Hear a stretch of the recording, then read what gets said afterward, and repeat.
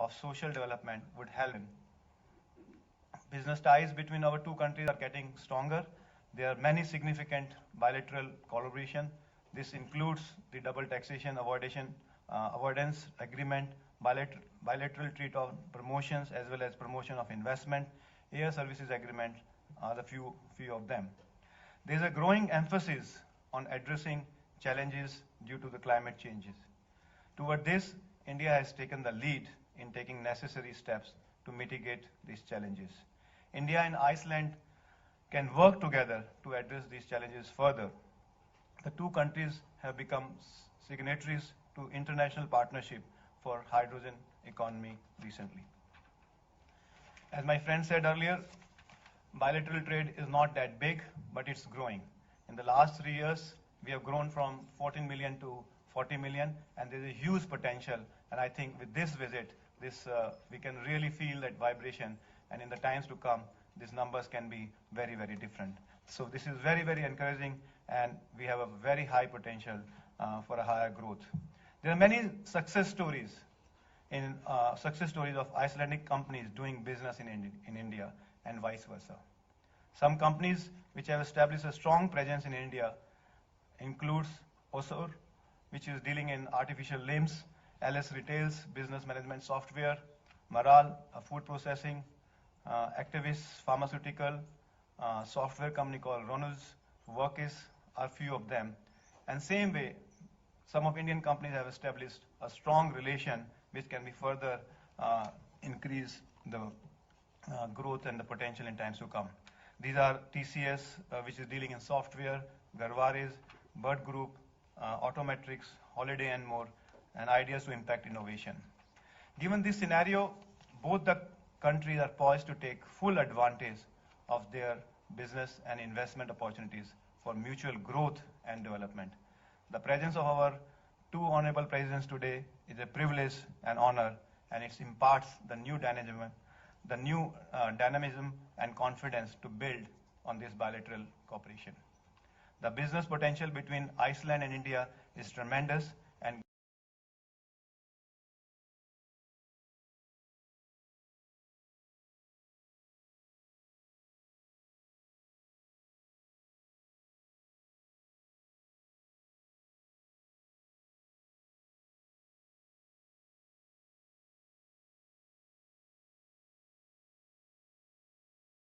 growing strongly.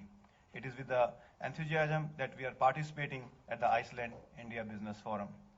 India business are keen to build bilateral trade and trade manifold in times to come. We are privileged to have the support of our respective government, and we are really grateful to you.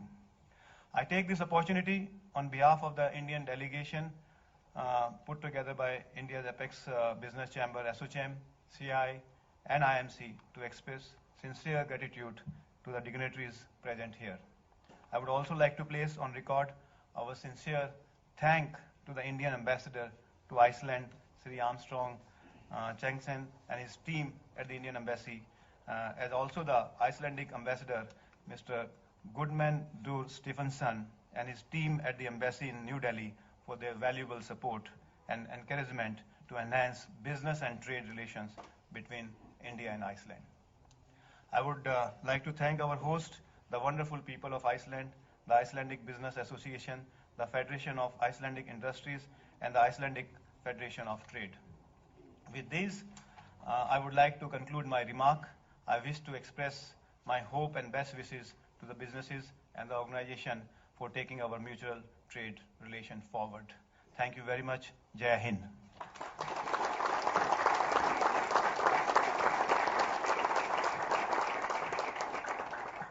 Thank you, Mr. Goenka. I think you're absolutely right that the sectors you mentioned contain enormous potential. And we are lucky enough to have people from most of these sectors from both countries in the room today. So make sure afterwards you meet each other and talk.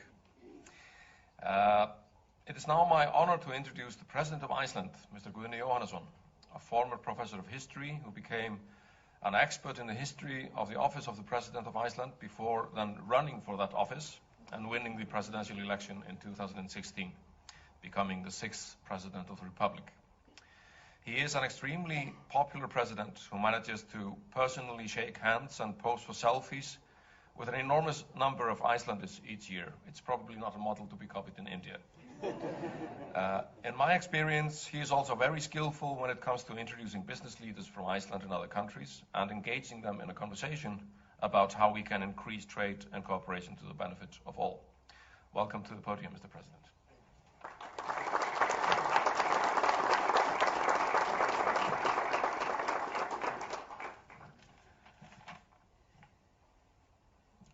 Your Excellency, President Ramnath Kovind,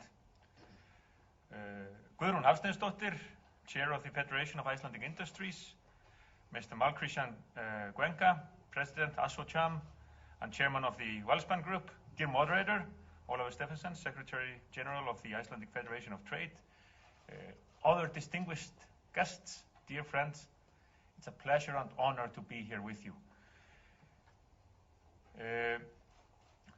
Yesterday, my wife Eliza and I had the honor of welcoming His Excellency the President and the First Lady and their daughter and their whole team. Such was the warmth of their presence at Bessastaðir, the warm feelings that I welcomed them to India.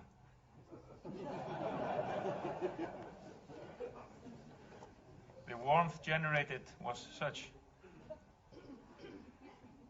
And I thank His Excellency for indeed the warmth he has brought from his home country, from India. Let's talk business, it is sometimes said. This forum is a venue for just that. At this forum, representatives of the Icelandic and the Indian business communities will be able to detail the links that already exist between our two states and seek new avenues as well. Dear friends, I wish you the best of luck in your valuable efforts. Here in Iceland, we know the essence of trade, the essence of connections between our island and the outside world. Indeed, it has been argued, and Ólafur Stephensen mentioned the fact that I am a historian by profession, so a tiny piece of history here. It has been argued that the lack of merchants in this country, the lack of vessels to sail with goods, was among the main reasons why Iceland came under foreign rule centuries ago. During this state visit to Iceland by His Excellency the President of India,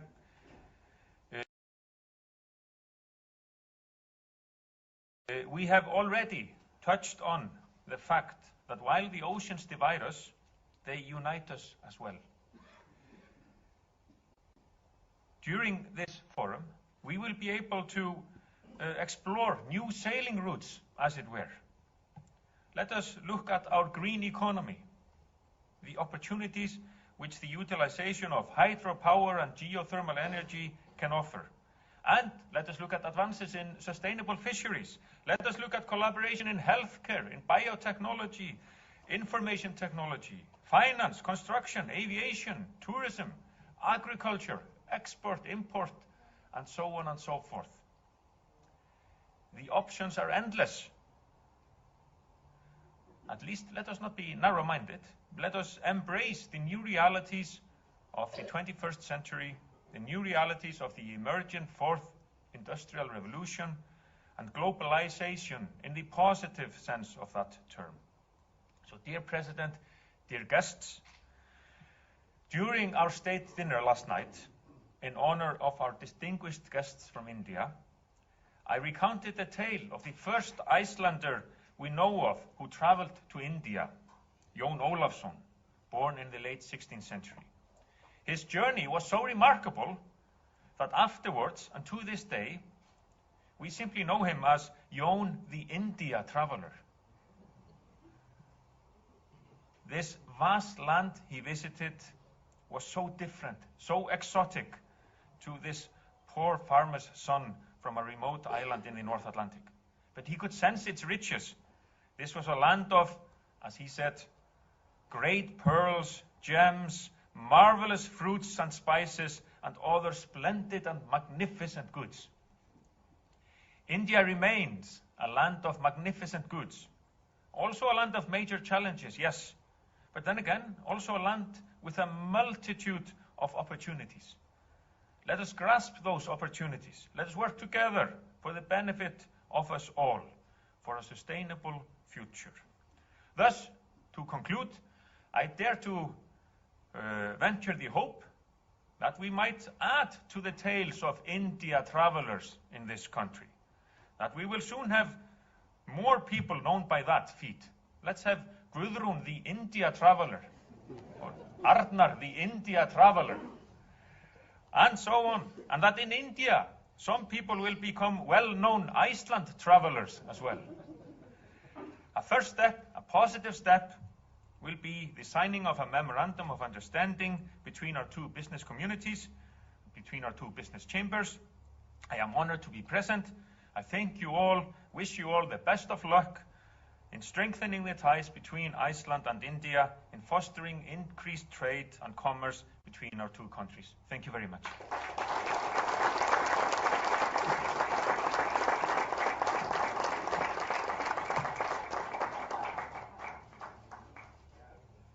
Thank you, Mr. President.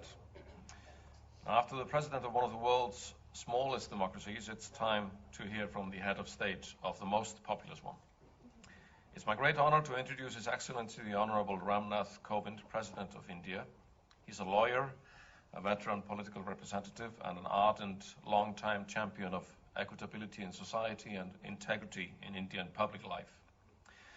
Before assuming office of the 14th President of India 2 years ago, Mr. Kovind served as the governor of the state of Bihar and was earlier a representative in the upper house of India's parliament. And we are quite honored that Iceland is the first Nordic country the President visits. So, Mr. President, the floor is yours.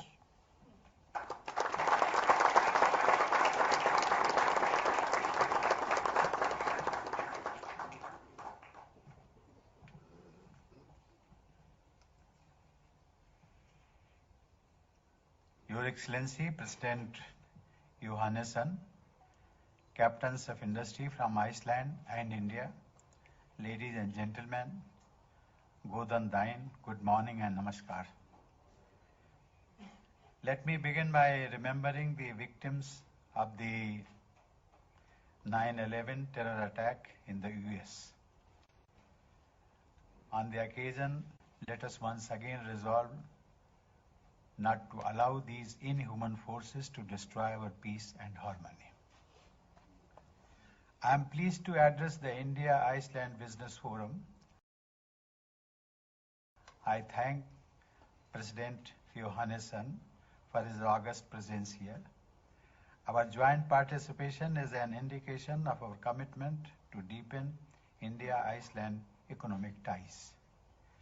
I thank the India-Iceland Business Association, the Icelandic Federation of Trade, the Icelandic India Trade Council, Promote Iceland, the Associated Chambers of Commerce and Industry of India, and the Confederation of Indian Industry, who have come together to organize this forum.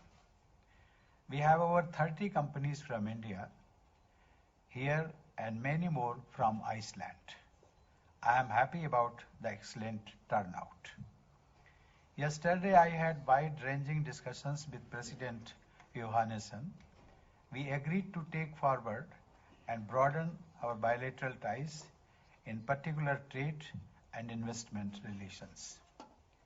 When we think of India and Iceland, an imagination of distance immediately comes to mind. But think of new age technology, climate smart solutions, and blue economy, and you will realize how close Iceland and India are. India's growth and commitment to sustainability and Iceland's business strengths make for a natural partnership. Iceland's capacity in the fields of geothermal energy, circular economy, financial services, fisheries, food processing, shipping, tourism, and innovation are second to none. It is a pioneer in green technologies, be it carbon capture, energy efficient buildings or waste to wealth projects. Its economic success is a story that many would like to emulate. India's transformative growth programs such as Digital India, Smart Cities, Clean India, and Next Generation Infrastructure projects present immense opportunities for Icelandic companies. The case for deeper economic interaction between Iceland and India could not be more compelling. Ladies and gentlemen, as with Iceland, Indian economic landscape is also an inspiring one. India is the sixth largest economy in the world today. We have set a target to reach the $5 trillion economy mark by 2025. We are not only the fastest growing major economy, but have also become a leading engine of global growth. We are committed to further reforming our economy and making it even more conducive for business. In the last 5 years, our sustained efforts in this regard have led to a spectacular jump of 65 places for India on the World Bank Ease of Doing Business Index. We have also moved 44 ranks on the Logistics Performance Index. Our seminal reform, the introduction of goods and services tax, has made India into a single tax market for the first time in its history. As a result of our policies, we have attracted an impressive 44.3 billion US dollars as FDI in the financial year 2018 and 19. India is growing fast and transforming itself faster. Ladies and gentlemen, as I said earlier, India's growth and Iceland's niche capacities complement each other. There is a scope to enhance economic partnership in several areas, from trade, investments, services to research and innovation. Our bilateral trade figures are modest, but Indian market and Iceland's business strengths can add significant numbers to them. Iceland can look at sourcing manufactured goods, fruits and vegetables, textiles, chemicals and engineering goods from India. Indian pharma industry has much to offer. Every fifth tablet, capsule and injection in generic drugs in the world is manufactured in India. Iceland has made advances in genomics, genetics and biotechnology. It also possesses key technologies in the medical devices field. There is a lot that can happen between India and Iceland in the pharma, healthcare and biotech space. Finance, hospitality and tourism services also present significant opportunities. Food industry is another potential area of collaboration. India is the second largest food producer in the world. We require technology and investment support to process our food and modern logistics chain to market it. We are also keen to learn from Iceland's sustainable management of fish stock and innovative fishery products, from fish skin leather to cosmetics. We are looking at Iceland as an important partner as we work to double our farm income by 2022. Ladies and gentlemen, India's growth is creating immense opportunities in the infrastructure, startup and digital sectors.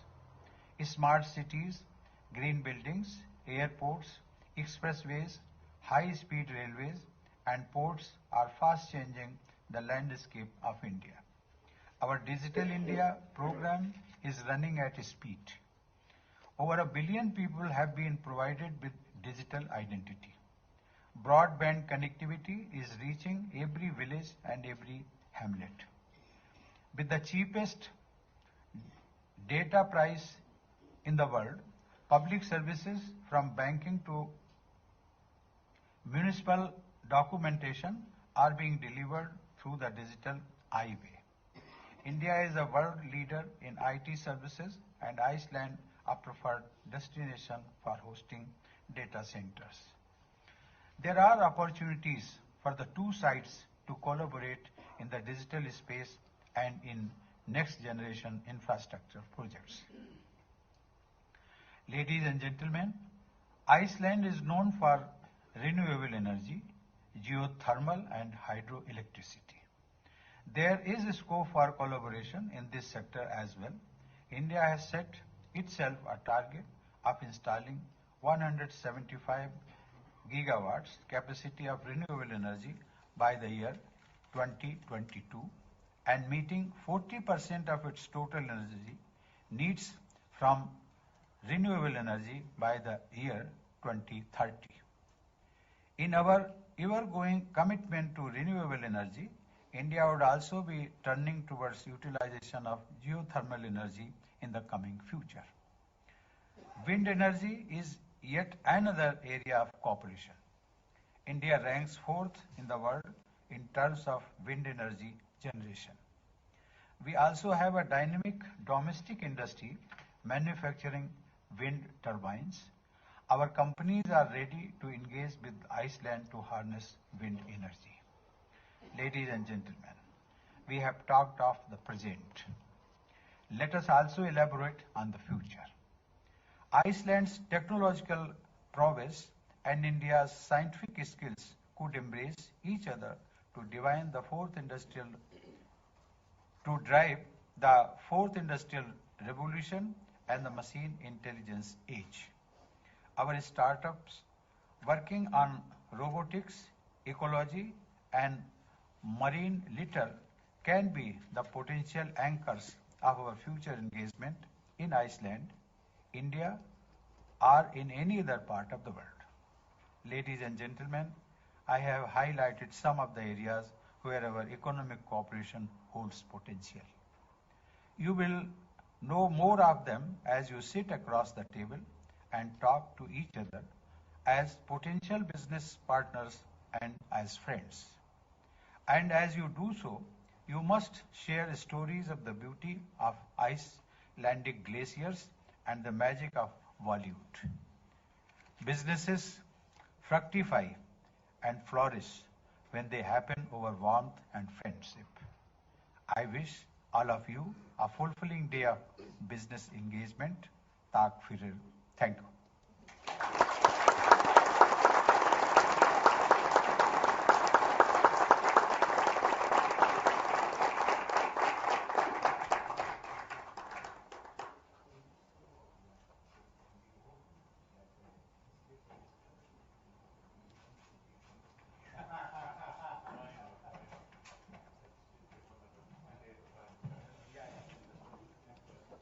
Thank you very much, President Kovind. I agree that the case for increased trade and cooperation between the countries is indeed compelling. And significantly, it's now time for an exchange of memoranda of understanding between 6 Indian and Icelandic business organizations.